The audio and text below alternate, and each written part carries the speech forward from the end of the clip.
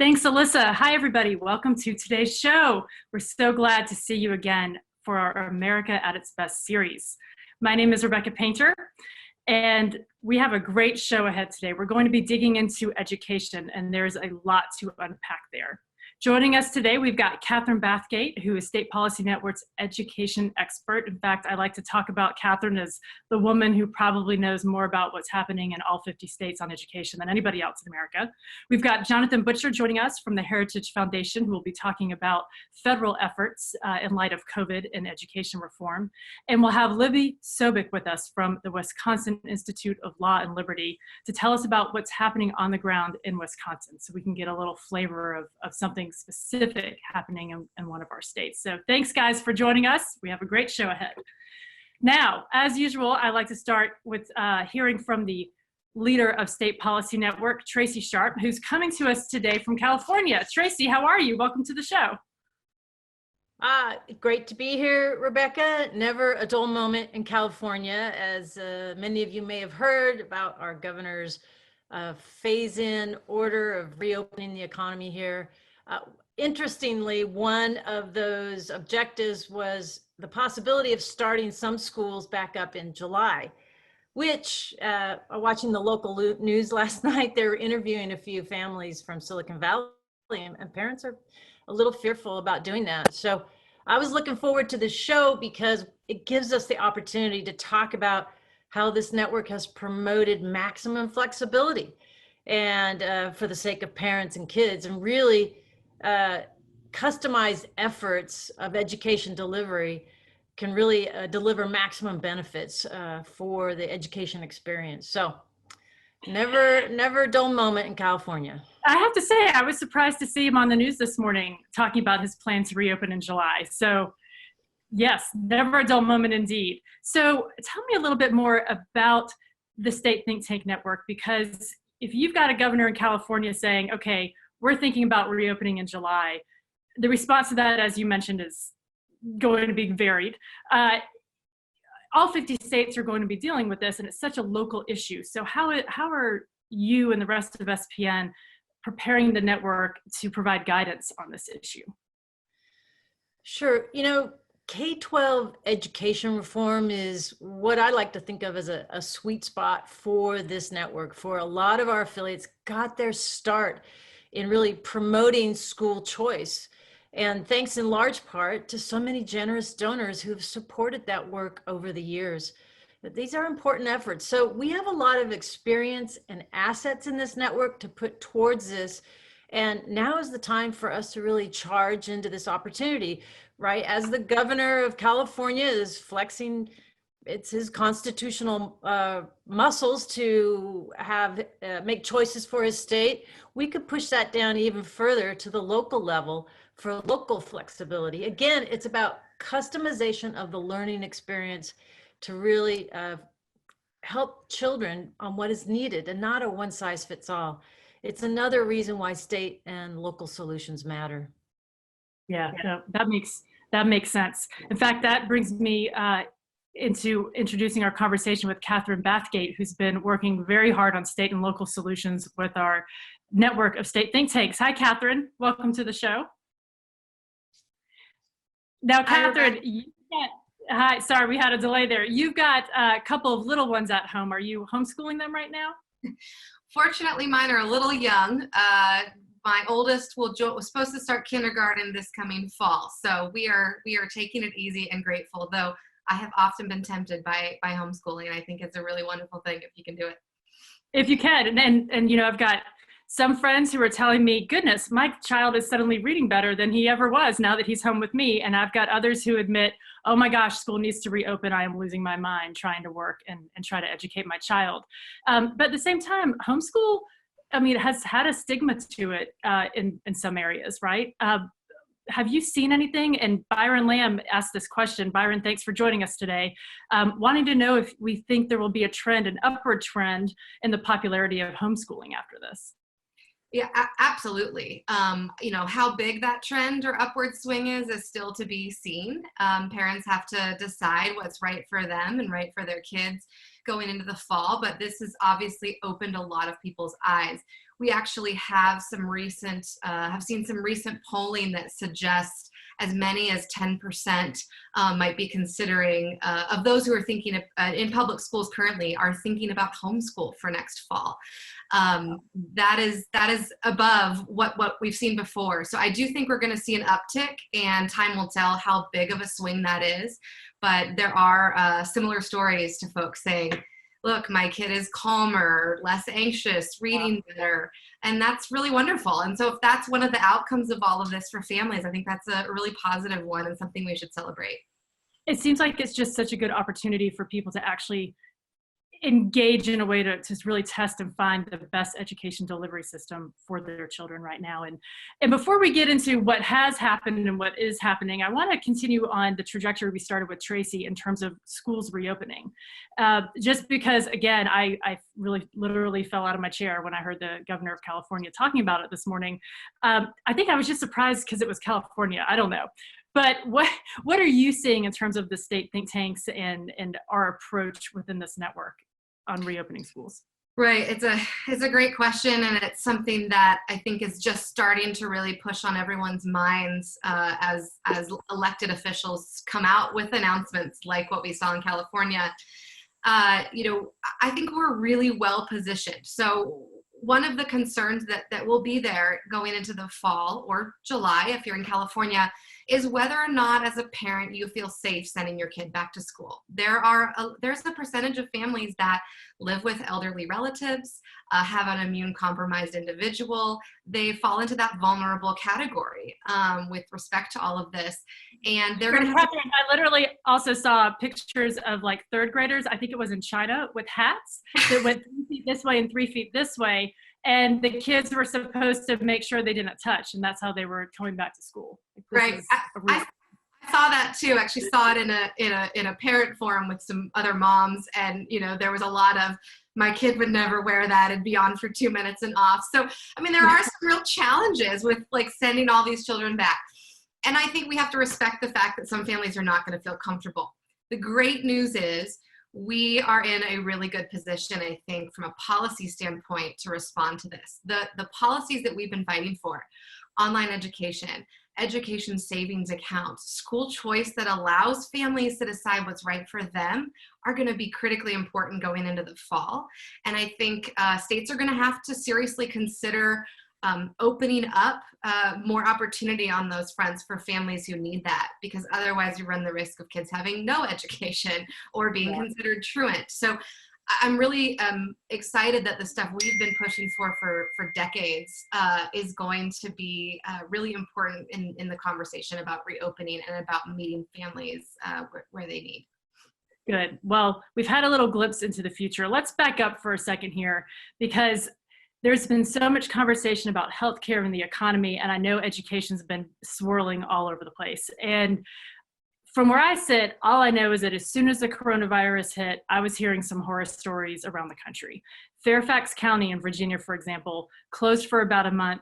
They opened up online. They got hacked. They shut down again. I think I heard something about Oregon just did nothing for 4 weeks, no online anything.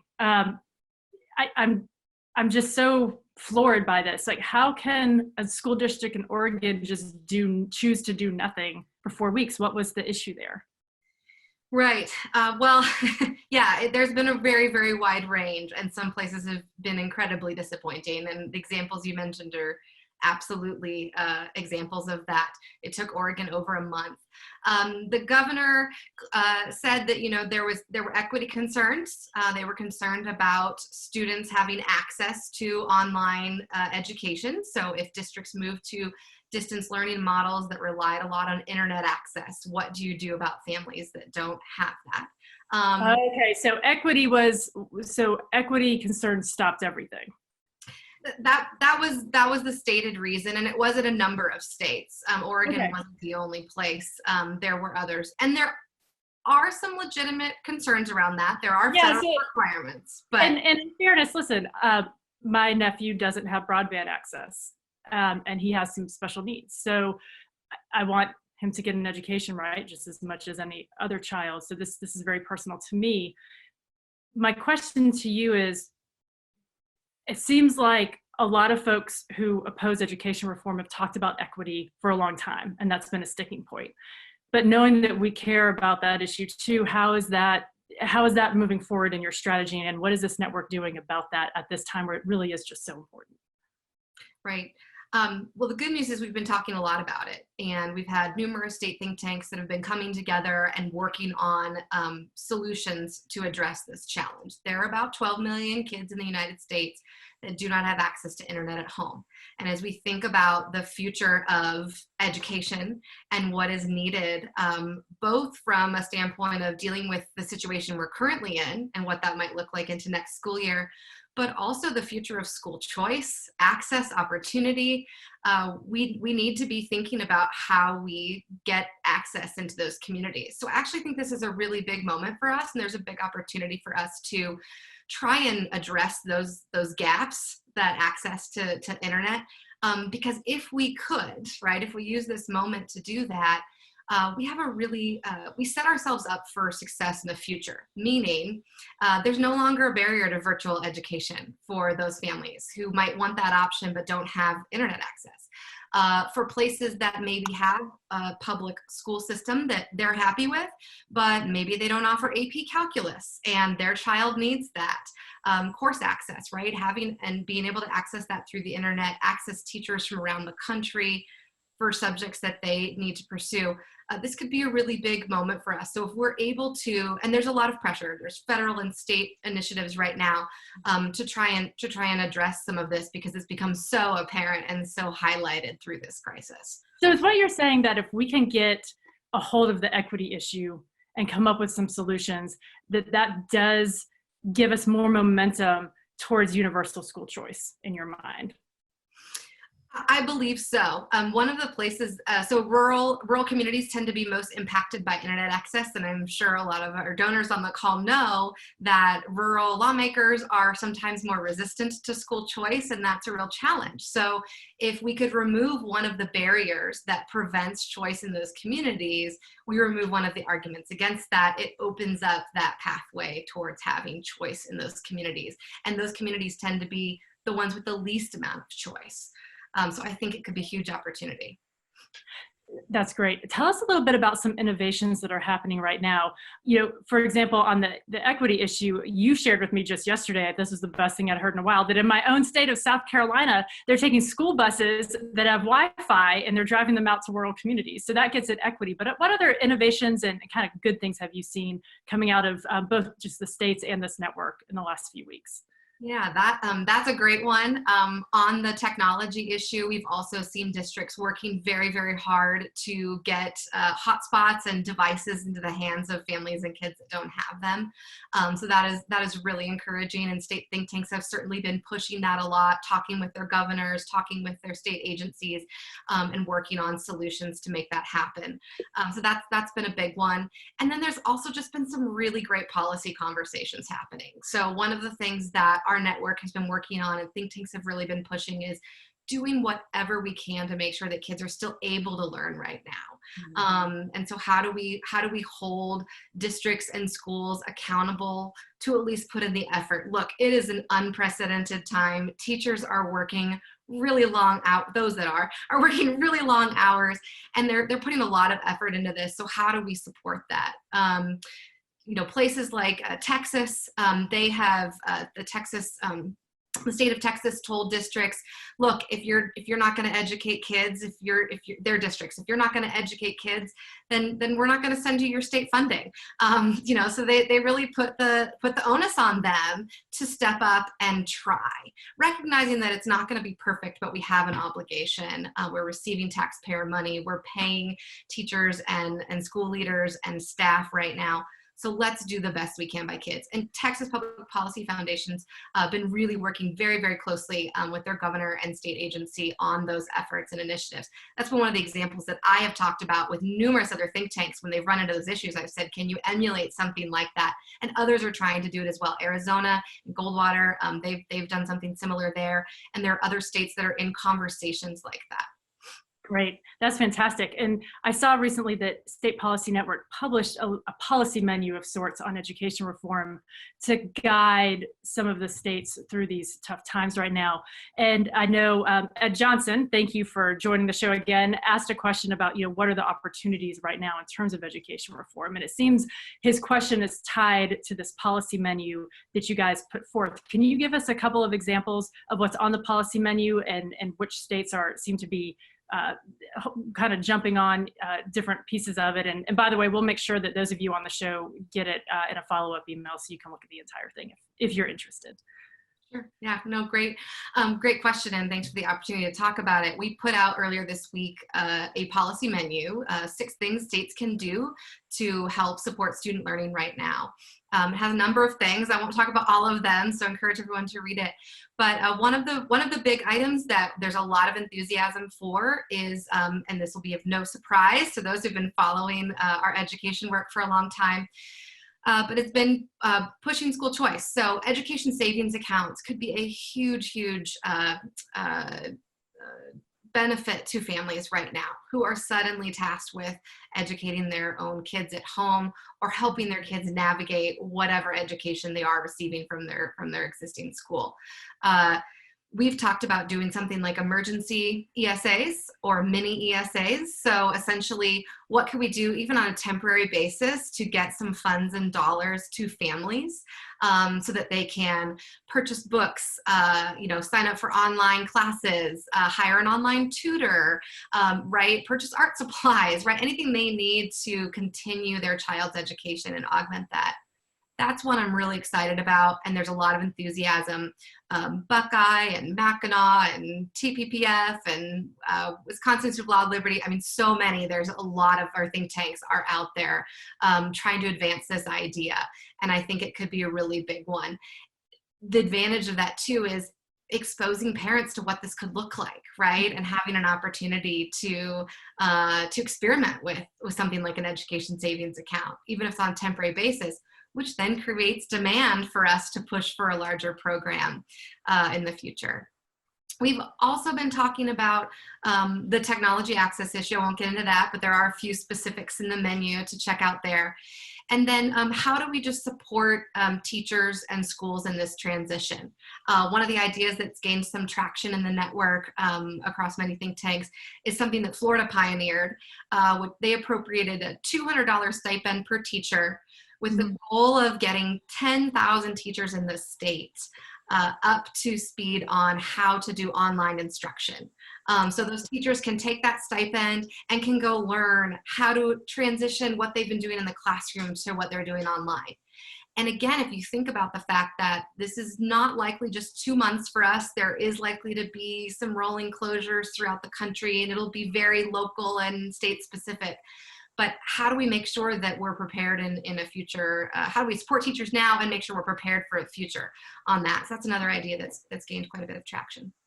That's fantastic, Catherine. So we talked a little bit about how things started and where this network is progressing, but kind of being in the thick of things right now, that's one piece of it. But I always wonder, and whenever I start talking about education, I think I offend people because I get so frustrated because the answer seems so clear and easy, but nothing, I guess, in politics is quite as clear and easy as I ever want it to be. It seems to me that having a pandemic has completely changed the landscape of what is possible for education reform. And not to say that we are suddenly saying, hey, online education's the best way now moving forward. Again, it's just about more choices. So once time moves on, and I'm talking about 1, maybe 3 years into the future, how do you think this is going to impact the debate around this in terms of, I know we're always going to have challenges with certain special interests, but it still seems like there's a much wider opportunity there if we handle this in a certain way. So talk to us about that a little bit. Yeah, that's a good question. And I don't have a crystal ball, but I can tell you some of the things I'm seeing and some of the things I hope will come out of this.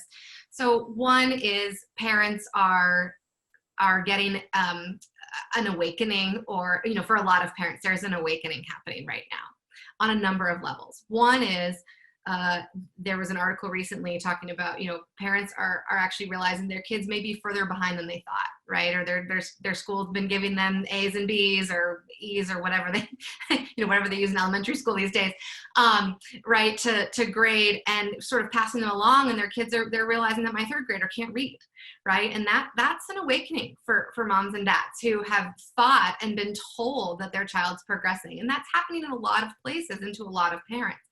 So what does that look like in terms of creating demand, right, for change? Absolutely, guaranteed. Those moms and dads are not going to go back to school next year saying, oh, it's fine, just keep doing what you were doing before. So that's one thing that's happening.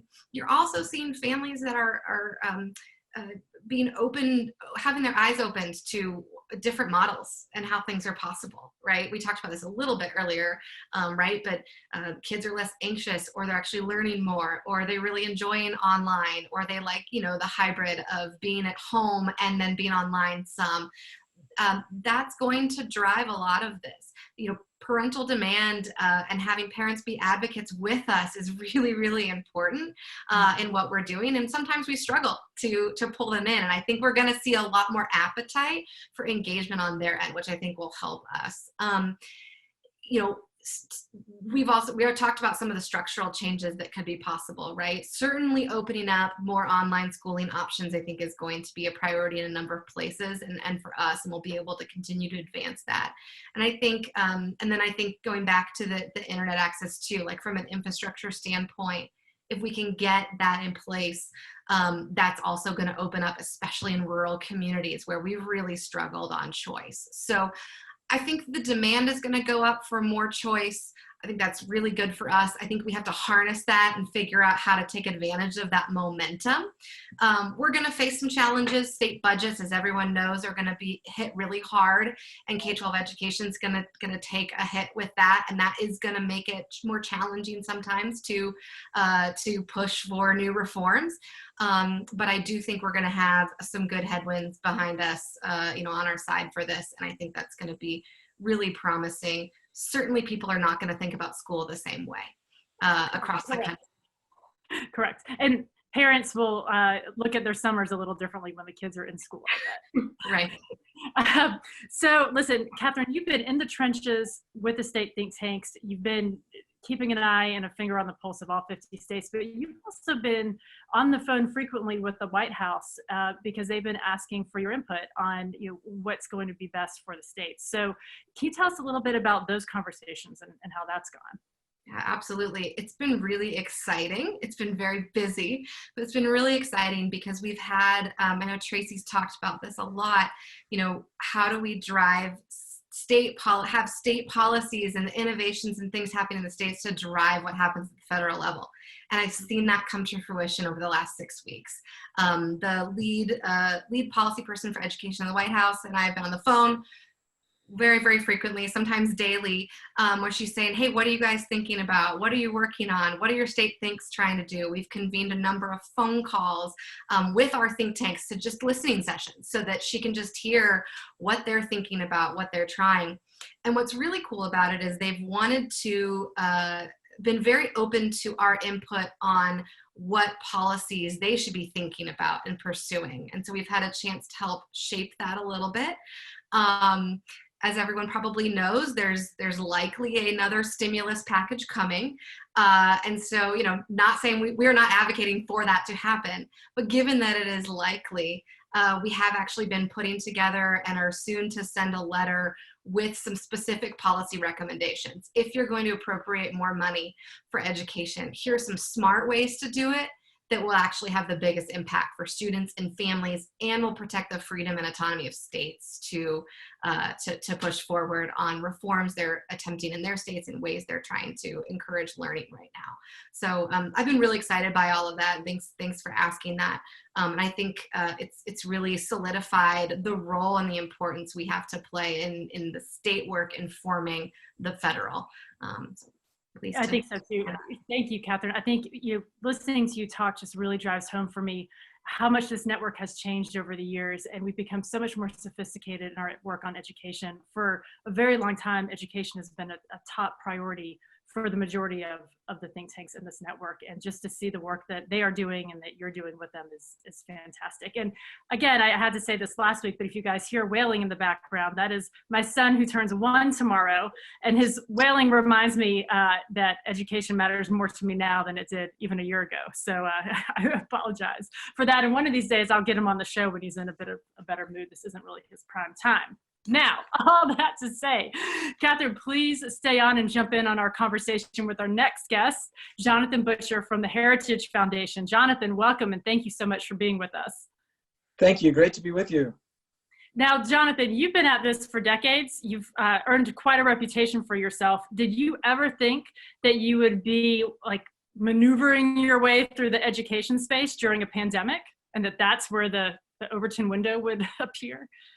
I'm not sure anyone predicted it quite like this, no. And yet here we are.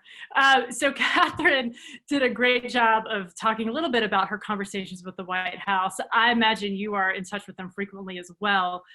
Can you share a little bit with us in terms of some good that's come out of your conversations and some real practical policy things that will be implemented moving forward based on those conversations? Well, sure. Well, I think that there are 3 things that have been happening in Washington related to K-12 right now in response to the pandemic, and then kind of a 4th that's a bit of a bonus. So I'll list those, and then we can talk about each of them in turn as much as you'd like. So I think the first one is the guidance that the Department of Education sent to schools right as schools began to close. And this guidance said specifically that schools should be prepared to move to online instruction and not fear some sort of repercussions based on existing regulations or rules about equity or providing services to children with special needs. That was an important first step, and I think that did help some schools in some states launch into this new experiment, I think, that's happening right now. Second thing is the amount of money that was passed through what is known as the CARES Act, or it's considered phase 3, I guess, of the congressional response. There was $13.5 billion appropriated for K-12 spending. So that money now is the focus of, I think, some close scrutiny about how it's going to be used and what's available to schools. The third thing is the flexibility that is afforded also through the CARES Act. And I'd be excited to talk with you about that. And then if we have time, I think the bonus item here is what's coming next. Catherine alluded to a possible phase 4 and how big that may be in terms of money and what that will mean. Yeah, okay, so let's start with the first one. This whole, don't worry about all the things, just do something, just go. I think that's fantastic, and yet we still saw states like Oregon doing nothing. Were they pinged for that in any way from the federal government, or did everybody just realize we'll do the best we can to get as many states and districts up and running? Well, the timing was important for the department to issue that guidance. It was right there in the middle of March. And okay. Essentially what they said was, look, we know that through civil rights law and through education law, there are specific services that are required or expected of schools to provide to children with special needs in particular, but as well children from low-income families. And the department issued not 1, but 2 letters saying, hey, look, we want you to try something. We understand that it may not be perfect at the beginning, but we want you to do it and not fear that somehow this issue of equity, which is a word that's come up a couple of times in the conversation, would get in the way, or that they should fear that the department is going to somehow punish them. Now, a quick example here of how it's working in some different sectors. I was talking to a charter school leader in Philadelphia, and he was telling me that his school was prepared from the get-go to at least issue some paperwork and some take-home work for students, and that got them started. And then, as they got about a week and a half later, they talked about issuing some devices to students. And remember, this is in a pretty hard-up area in Philadelphia where that was happening. So charter schools were able to adjust pretty quickly to this because they have that flexibility. Now, to contrast that, the school district of Philadelphia, there was actually news saying that Philadelphia teachers in traditional schools were told to not provide online instruction or move to online instruction right away until the district had more of an idea of what their plan was going to be. So I think it's an example, I think, of how some of the parental choice options we've talked about here were more flexible, right? They were allowed to be more versatile right from the beginning. Yes. And so talk to us a little bit more about your second point in terms of flexibility, some more stories and examples around that area. Well, sure. I was talking to some education savings account families in Arizona and in North Carolina and also Mississippi recently. And as many of the people on the call may know, so with an education savings account, the state deposits a portion of a child's funds in a private account that parents use to buy education products and services for their children. Now, this is a pretty small but hardy band of parents who are using these accounts in Arizona, Florida, Tennessee, Mississippi, and North Carolina now. And it was interesting to talk to these families because they were able to continue to use their account to pay for personal tutors, to pay for especially educational therapists, which were key for these children that have special needs. And so there was very little interruption. And in fact, some of the educational therapists were able to begin to work on their online instructional practices with these students right away. And that provided a great deal of flexibility for these children. A family in North Carolina was telling me that their daughter misses school and misses her friends, but being able to see her educational therapist a couple of times a week and interact with her teachers via a device each day has provided the continuity, has provided, I think, a little bit of reassurance that things are going to be okay. And for kids who are 8, 10, 12 years old, that's an important feeling for them to have. So these accounts have proved to be just as flexible and just as applicable as we hoped they would be. Good. That is great news. So let's talk about the next phase of funding. Again, I want to reiterate a point that Catherine made I thought was good, is that I don't think anyone on this call has been advocating for more funding. However, the writing's on the wall, it's going to happen. So ensuring that those dollars are directed and what we believe are the best, highest value things are really important right now. So what are you hearing on that front? Well, the most important thing from my perspective coming from the CARES Act was that the department issued some flexibility to states for their spending. They said that they could carry over Title I funds, of course, is a big pot of money that the feds have for children in low-income areas. They said that schools could use money for technology services where there were some restrictions before. They could repurpose some money for professional development. Now, these are substantive reforms. These are the kind of things that we really need to be seeing from Washington and states for that matter. But now when you say professional development, what does that really mean for a teacher? Well, because these schools were, most of all the schools in the U.S. were designed to be brick and mortar schools where teachers were there in person with students in person. This money now can be repurposed to help them adjust to providing online lessons. So either recording videos or interacting as we are now through a video call, or providing a back and forth sort of communication with students when they return work and checklists and things like that. All of that, I think it will allow these schools to begin to adjust. So, I think it's whether or not that money was effective in the first place is a matter of debate. I think what's important now is that schools have a little more flexibility to use it the way that they feel is best. And that is the direction that all of the future reforms need to be going in. Even as we look at whatever phase 4 may bring, we need to be talking about actual substantive reforms so that schools can adjust their budgets to put money in areas of need. Because if we don't do that and it just winds up being more money, I think what we're doing is that we're showing special interest groups and teachers unions that their lobbying efforts for simply more cash are effective. And I think that's what's interfered with some of the effective things that we've been talking about here.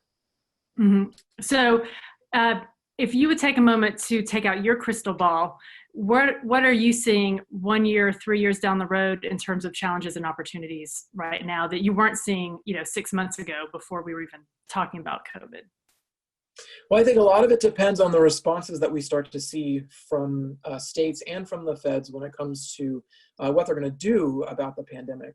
Again, I think if it winds up being more money, I think states are going to struggle mightily now and in the future. I mean, look, the reality is that federal spending only accounts for about 8.5% of the total amount that is spent on schools around the country. Okay, so the amount of federal money that would need to be poured onto schools to insulate them from what may be or is likely turning out to be a global recession is hard to even fathom. Okay, and when you pair that with the existing budget deficits that we have and long-term debt that the feds have, you know, you're just talking about an unsustainable fiscal future.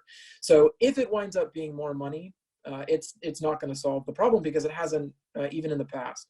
If it winds up being some of this additional flexibility that we've talked about, and if it prompts state lawmakers to go back and reconsider some of the very complex funding formulas that require only certain pots of money to be used for certain things at a certain time, well, if they start to relook at that and say, okay, you know, maybe that we can adopt some of this flexibility for ourselves, that'll begin to change things, right? The more that we can move to a system where the money does follow a student to a learning choice, that's when we'll start to see the big changes. I do think, like Catherine said, the demand may begin to be there. I think that more and more parents are seeing what their children are being taught now that the lessons are happening at home. They start to see what's being given to their students in their books and in worksheets. And once parents see those topics, that will make them more able when they go back to school, hopefully in the fall, to have an intelligent conversation at the school board or with their teacher or with the superintendent about the effectiveness of this material and what they think about what their children are being taught. Yeah, I think it's so exciting right now, especially in the areas of education and healthcare and the economy, where we are able, for the first time in my lifetime anyway, to really start to create this demand for these things that we've thought about and talked about and have been holding so dear for so long. And I'm seeing out there with friends who have always disagreed with me on this issue, they're starting to come around. So that's very exciting. Thank you so much. All right. Anything else we need to know about your work with the federal government, Jonathan? Because this is a great inside scoop. Anything else we should know before we hear a view from the state? Well, thank you. Well, I mean, a couple of things to keep your eyes on. One would be potential changes to 529 college savings programs. There might be some flexibility added to those. I think that's a possibility. I think that there is a small amount of money that's already been done through the CARES Act that could be used for some flexible grants. But boy, I would really urge caution here. As soon as you begin to involve the federal government in this way to a private school choice program for every school child, that's just not what Washington is designed for. You can talk about specific populations like Washington, D.C., children on tribal lands, children in military families, and that changes the equation a little bit based on Washington's constitutional responsibilities for certain populations. But I think that we should be really cautious about again, relying on Washington for states to design their solutions based on what Washington is offering them. You are preaching to the choir on that one, my friend. I think with that, and actually before I introduce our next guest, I want to remind you guys, there is a Q&A function at the bottom of your screen. If you have any questions for any of our guests today, please type your question in and I'll be sure to ask it on your behalf. So, all right, thanks, Jonathan. All right, Libby, we'll move on to you to dive in. You know, we hear about the federal government, which is just this big faraway thing that, you know, we all wish had a little less control over us in a lot of ways, or maybe a lot less control over us. We heard a broad view of the states from Catherine, but Libby is with the Wisconsin Institute for Law and Liberty. She is both their education expert and she can provide legal counsel to folks who want it and need it. So Libby's hearing all kinds of interesting things right now. And this is going to be a great time for us to understand how this is actually happening on the ground, not just in a state, but within local districts and so on and so forth. So Libby, we're really glad you're here. My first question for you has to be, I mean, when your phone rings and a potential client is calling to tell you their story in the midst of COVID, what are those conversations like? And what's the sentiment out there with these parents who are calling you? Well, thank you so much for having me. I guess I'd first like to tell you kind of who those clients might be. Okay. Wisconsin is really blessed to have a robust education landscape. We have this country's oldest voucher program. It's 30 years old this year. And so that means that actually 1 in 7 students attend a school of their choice. So that means that my clients can look like public charter schools, private schools, homeschool families, teachers. So that has given me an opportunity to really understand from all different perspectives how families are coping. And at the Wisconsin Institute for Law and Liberty, we kind of use both our strategic litigation arm as well as our comprehensive policy arm to really try to advance the principles of school choice. And that's more important than ever now as we go through the coronavirus, as both Jonathan and Catherine talked about. And I think I'd like to start with an example of a school that called me about a year ago, but an issue that's completely related to today. So about a year ago, I was getting a bunch of calls from private school leaders that were saying the State Department of Education wasn't allowing them to use online curriculum for their students and count it towards state mandated instructional hours. But the strange part is the State Department of Education was allowing public schools to do just that. And so they were not, so it was this completely arbitrary decision, harming hundreds of private schools that were serving students across our state, trying to be innovative in their curriculum. And so we sued, and just in January, we actually won that lawsuit against our State Department of Education, allowing private schools for the first time in Wisconsin to actually start developing online curriculum for their students. Obviously, that was incredibly fortuitous. Yes. And a few months later, every school in our state was then using online learning. That's amazing. What good timing. Yes, I mean, I should thank the judge, but we were very proud of that work. But I think it's a good example of the kind of work that I do of identifying challenges and barriers for our school leaders and our parents and teachers who really just want to serve students well. And when barriers, whether it's from the state or from a local government, are put in place, I really see it as my job to try to remove that. So talk to us about some of the challenges that you're seeing around your state right now and some of the solutions that your organization has helped put forth. Yes, unfortunately, I've been very busy and those challenges have continued to exist. And one of them was pretty surprising, and it ties into a lot what Jonathan was just talking about. Our largest school district, Milwaukee Public Schools, in March, decided to just stop providing the federally mandated services that they are supposed to provide to private school teachers and students who qualify. So what this means in practice is that we had hundreds of private school teachers who were waiting on reimbursements for important things like professional development programs that they were supposed to be attending this spring. And private school students who were already behind in reading and math lost access to that teacher that was coming in to supplementally help them learn every week. The district's decision was not only illegal, but it was morally wrong because it was harming students that were already in crisis. And so I was able to work with a large coalition of private school leaders and really kind of help coordinate a response based on some legal advice about why this was wrong. We were also able to bring it to the attention of both our state and federal departments of education, and it resulted in about a few weeks later, the policy being overturned. But it's an important example of that. There's a lot of decisions happening at our local government levels, some good and some bad, and it's a lot, it's having a big impact on our schools and on our students.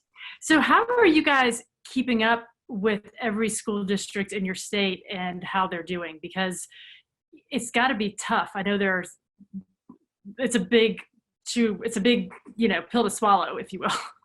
Yeah, and in Wisconsin, it's a little bit harder. In our little state, we have 422 school districts, Wow. which means that there's a lot happening at the local level, and there's not a lot of ability to track what's happening.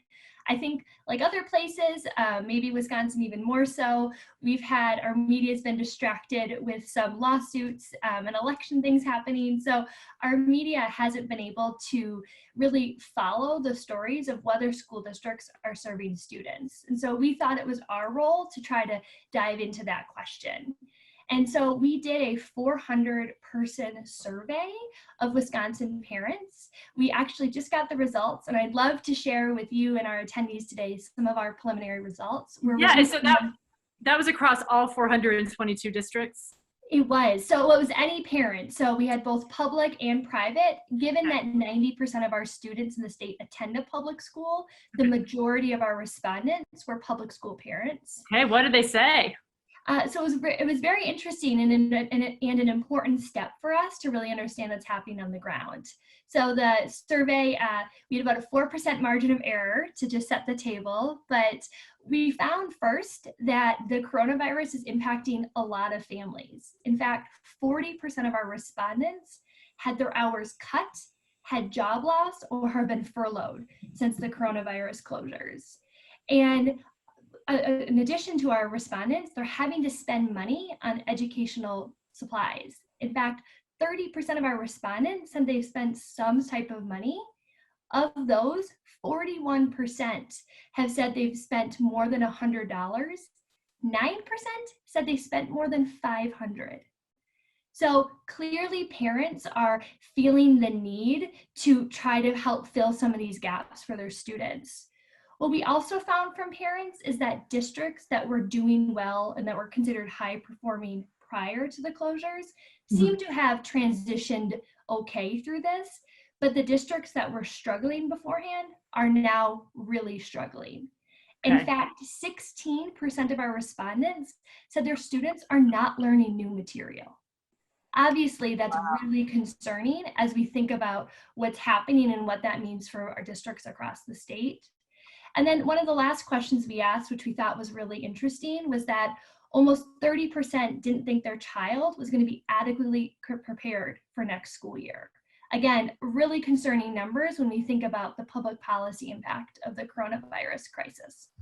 That's fascinating. So how are you using this to inform your next steps in terms of, I think, doing two things? One, ensuring that students are being educated in this weird transition time. And then number two, making sure that your education reform efforts well into the future are poised to move forward in the fastest way.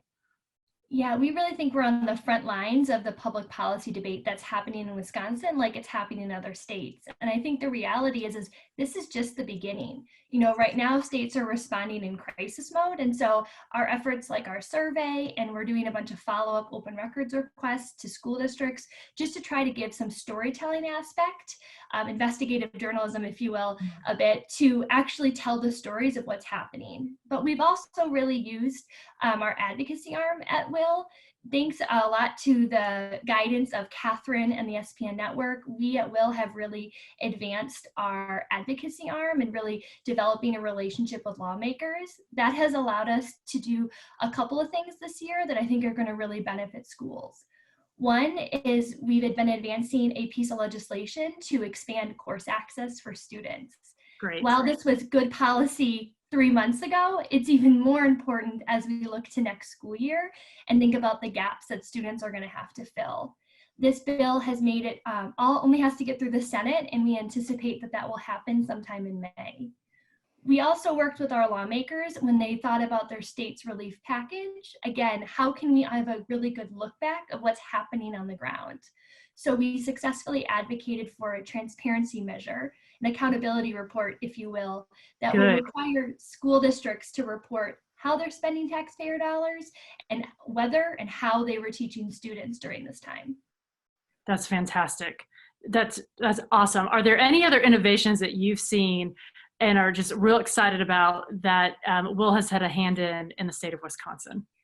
So I guess I'm actually really also excited about the SPN network. I should just mention that it's been such a valuable tool for myself and my colleagues, and really given us a platform to collaborate and brainstorm and problem solve with our colleagues from all over the country. And it's created some really great opportunities for us. For example, the Wisconsin Institute for Law and Liberty, my colleague and I, we drafted a memo for our governor here in Wisconsin about the CARES Act, who's not education reform friendly, just trying to raise awareness. But that actually led to a partnership with the Oklahoma Council of Public Affairs. And we then wrote a memo with them focused for Governor Stitt and the education reform minded policies that he's interested in implementing in Oklahoma. And so we're really excited about the opportunities that might arise from that memo and the education reform initiatives that he may take in the next couple of weeks. Oh, thank you. I appreciate you saying that, because the whole point of this network and the donors, the supporters who are viewing today and have been a part of this for such a long time, they're the ones who've made it possible to ensure that what happens in one state doesn't just live and die there, but it spreads across the entire country. And that's a great example of how those fires get started. So thanks for sharing that. Of course, it's been a really great opportunity, and it's been really actually fun to be able to not only commiserate with other states that don't have an education reform-minded governor, but partner with those who do, so we feel like we can continue to advance the ball. Thank you. Now I've got a question, and this can be really for anyone who'd like to answer it, so just raise your hand. Crystal has written and asked if we see an opportunity to pass ESAs in the states moving forward, that maybe a window has opened up a little bit wider than it was maybe last year at this time. I know there was some traction on ESAs and we were always in a slog to keep it going, but is this something that can be accelerated in your opinions now? I'll just start with Wisconsin. Well, I don't think with our governor, I'd be shocked if he'd sign it, but we do think this is the opportunity to start the conversation on the ground with lawmakers. Like Catherine mentioned earlier, I think this is the opportunity to really educate some of our lawmakers who typically haven't been big fans of school choice, and helping educate them on costs to their constituents, challenges to their families. And so we are certainly going to push that. While we don't anticipate seeing it across the governor's desk, we think it's a great time to start the conversation and really get the ball moving. Good. Catherine, what do you think about that? I hope so. First and foremost, I do think that we have an opportunity to talk about it. I think we're still going to face some of the same challenges with, political opposition. Certainly, certain governors and certain legislatures are going to be hostile to the idea, and we're still going to have, our friends, the teachers union, out in full force against ideas like that. But as we talked about earlier, parental demand is a really powerful thing. And so I think we have an opportunity to harness that. And I think as a network, we're going to be having a lot of conversations this summer and into the fall around how can we harness what happened to advance that into 2021. States are going to be facing some pretty tough budget situations, and that's going to make some of this hard for us. But you can't discount that. And then there is actually something that I think is a little bit exciting, and Jonathan and I might have slightly different takes on this one. But just yesterday, Monday, the Department of Education came out with a small grant program that was appropriated in the CARES Act. It's about $300 million, and $180 million of it is for them to disperse for K-12 on a discretionary basis. It'll be a competitive grant program. And the reason why I'm bringing that up is that there's three things that a state has to, three buckets basically that a state has to fall in. One of them raises the idea of micro grants, and states could use that as an ESA right now. So the grants will be anywhere from $5 to $20 million. It's short term. I'm not saying that's going to mean long-term ESA, but in places where they've been hit really hard by this, or where they have that a higher percentage of families who don't want to return in the fall, like we talked about, due to health concerns or other reasons, that could be an option for them to take advantage of and test out a program like that in their state. And anytime we have an opportunity to just get our foot in the door and test something, that opens people's eyes to what is possible and different ways of thinking about that. So it's not a huge program. I don't think it's going to change the whole country on ESAs, but there is a little opportunity there that I think is more immediate. And then, of course, we'll be looking at lots of ways to push forward going into 2021 and to take advantage of this moment. Thank you. Okay, we've got two more questions. First, Jack Miller. Jack, welcome to the show. Good to see you. Jack wants to know your views on if you think there's an appetite right now for people to back this idea that we need to get back to teaching our founding principles and the history of this country in our schools. And I know that this is something that's very near, dear, and dear to you, Jack, as it is to many of us. Do you think that this is a possibility for a window opening there as well? You know, again, and I talked about this on previous shows, we're seeing people talk about federalism that you never thought would say the word, or I didn't even know they knew the word. So there seems to be a growing popularity, whether it's sincere or not, at least is out there. So where do you guys see that falling in terms of curriculum? Well, I'm happy to say something about that. I would say that it's been interesting to watch what's happened in the world of what's being taught in schools right now, because after the New York Times released their 1619 project, a number of large districts took that material and began implementing it in their schools and in their districts. And these were some pretty large districts that did that. Now, a couple of weeks after that, there was an announcement that the New York Times issued a correction to what they had said in the 1619 project, but it was too late because the material is already in schools. So based on what we were, reference what we were talking about earlier on the call, now that parents are home with their children and able to see what they're being taught, this is a great chance for parents to take note of that and to make their voices heard about what they think about what's coming from things like the 1619 project. I would say that overall, it is important for conservatives and for market-oriented families to remember that even with school choice, it is important what is being done in the classroom. And so I know people are maybe worn out from the Common Core debates and what that brought, but I think it will still be important to remember that there are some 49 million, 50 million students in K-12 public schools around the US. And so we've got to be advocates for solid content, for quality material to be taught to every student, and frankly, not to put up with the efforts, I think, of advocates that have an axe to grind to try to sneak questionable material into classrooms, like, again, some of what was in the 1619 project. Yeah, that's a great point. Thank you. Thank you, Jack, for the question. And final question from our friend Ed Johnson. And I love this question because I'm a big supporter of dollars following the student. So Ed said, if we're going to see more homeschooling, what are the initiatives and possibilities of really getting the dollars to follow the child versus the way it's done now?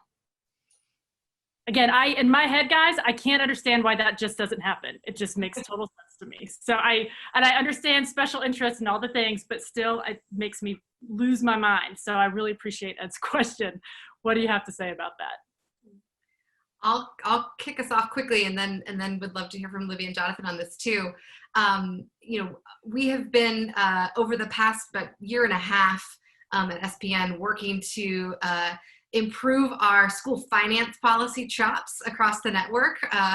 About a year ago, we sent 7 state think tanks to some education finance training program through Georgetown. It was a very well done program by Dr. Marguerite Rosa, who is a phenomenal resource for all things on student-based budgeting, which is really what you're talking about. And that's the first step, right? Is getting states to actually allocate dollars based on students rather than buildings and systems.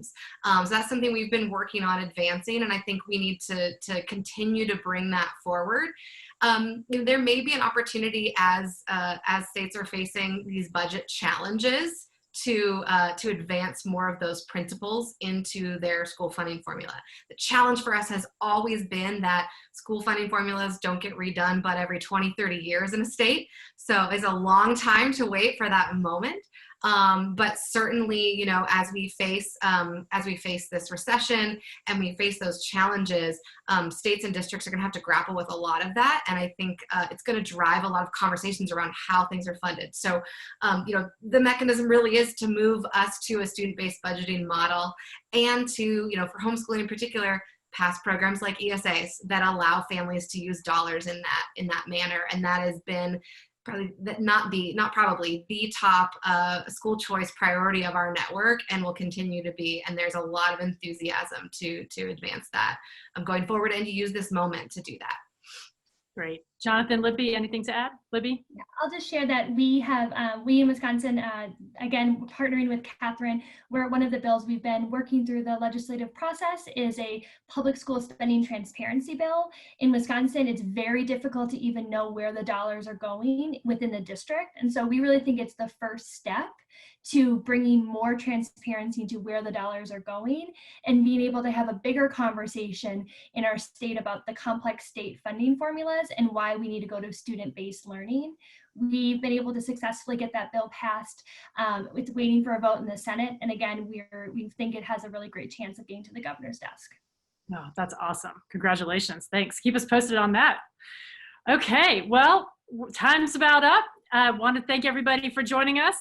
I know Tracy's been with us, and she's lucky that her children are out of K-12. They're just a couple years out of K-12, and one of them in particular is dealing with the drama of higher education, which we could possibly dedicate a future show to, because that's a whole different ball of wax. But yeah. I do want to tell you guys a couple quick things. Number one, those of you who were with us last week heard us talk about some polling.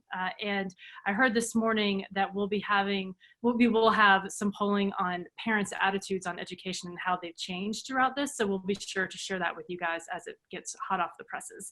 And next week, we'll be talking some more about revitalizing state economies, because at the end of the day, that's the core to making everything else move along. So if anyone has anything to say in parting, now's your chance. Well, Rebecca, I think this has just been such an encouraging episode. Catherine talked about parental demand. There's been an awakening by parents to what options are out there given the flexibility. So there's a lot to build on, and our best work is ahead, really, that state solutions can lead to national impact. I want to thank all of our speakers. This has been really helpful.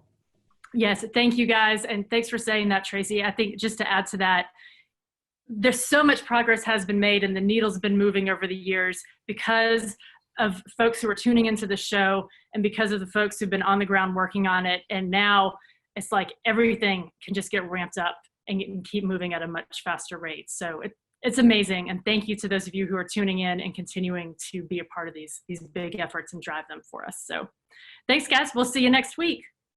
Take care. Thank you. Thank you, Tracy.